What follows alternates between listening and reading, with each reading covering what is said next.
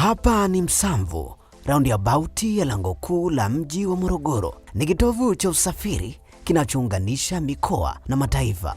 Magari yanapita, mabasi yanasimama, biashara zinaendelea. Hapa ndipo safari nyingi huanzia na nyingine kuhitimishwa. Msamvu si mzunguko wa biashara tu, ni alama ya ukuaji wa mji.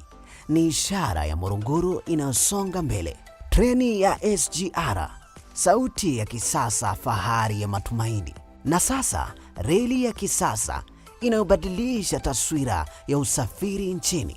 Hii ni reli ya Tanzania Railways Corporation kupitia mradi wa Standard Gauge Railways SGR. Kwa mwendo wa kasi na miundombinu ya kisasa, SGR inaunganisha Morogoro na miji mingine mikubwa, ikirahisisha biashara, usafiri na uchumi. Hii si treni tu, ni daraja la maendeleo, ni ishara ya Tanzania ya kisasa.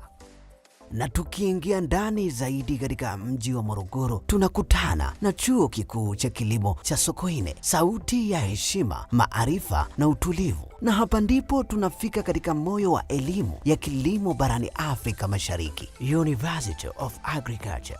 Chuo hiki kimekuwa nguzo ya tafiti na ubunifu katika sekta ya kilimo, mifugo, misitu na sayansi ya mazingira. Kutoka hapa, wataalamu, watafiti na viongozi wa kesho wanazaliwa. Maarifa yanayozalishwa hapa yanaenda mashambani, viwandani na katika sera za taifa. Morogoro si tu mji wa mandhari nzuri, ni mji wa maarifa.